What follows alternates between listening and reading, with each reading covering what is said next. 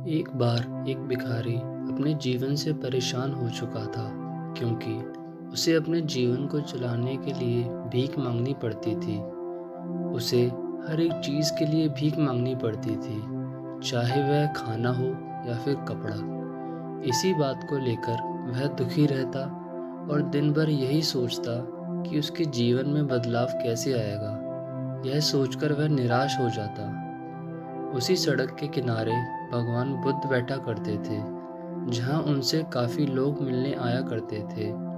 वह हर दिन देखता था कि बहुत सारे लोग निराश होकर, आंखों में आंसू लिए लोग और विभिन्न चिंताओं से परेशान लोग गौतम बुद्ध की तरफ जाते और वापस लौटते समय वे लोग बहुत ही खुश हो जाते थे। वह भिखारी यह नहीं समझ पा रहा था कि गौतम बुद्ध उनके साथ ऐसा क्या करते थे कि वे बेहद खुश हो जाते थे।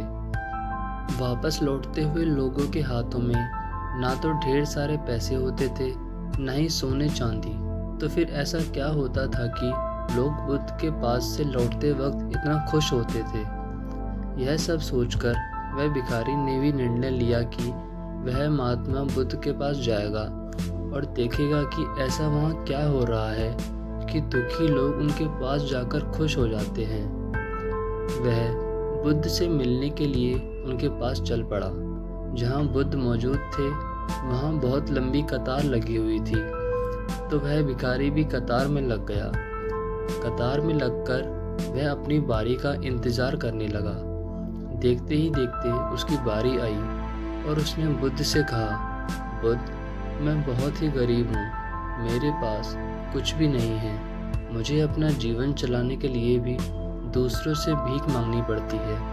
अब आप ही बताइए कि मैं अपने जीवन को कैसे बेहतर कर सकूं। यह सब सुनकर बुद्ध ने कहा, तुम गरीब नहीं हो, तुम्हें ऐसा लगता है क्योंकि आज तक तुमने कभी किसी के लिए कुछ भी नहीं किया, ना ही तुमने कभी किसी को दान दिया, ना ही तुमने दूसरों के लिए कुछ किया। यह सब सुनकर भिखारी के मन में एक आशंका जाग उठी। अपनी आशंका को दूर करने के लिए भिखारी ने पूछा, मैं तो एक भिखारी हूँ, मैं लोगों को दान कैसे दे सकता हूँ और कैसे लोगों की सहायता कर सकता हूँ। मुझे तो खुद अपना जीवन चलाने के लिए दूसरों से मांगना पड़ता है। यह सब सुनने के बाद बुद्ध थोड़ी देर चुप रहे और फिर उससे बोले, औरों के साथ बांटने के लिए ईश्वर ने तुम्हें बहुत कुछ दिया है। मुस्कुराहट दी है जिससे तुम लोगों में आशा का संचार कर सकते हो। मुख दिया है ताकि लोगों से दो मीठे शब्द बोल सकते हो, उनकी प्रशंसा कर सकते हो।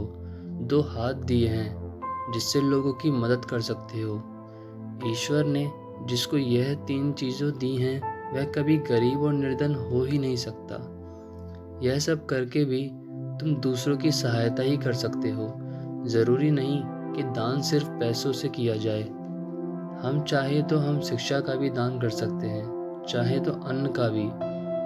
ऊपर वाले ने अगर किसी को पूर्णतः अच्छा शरीर दिया है तो वह गरीब नहीं है, वह बस दिमाग से गरीब है। उसे इस विचार से हटकर दूसरों की सेवा में लगाना चाहिए।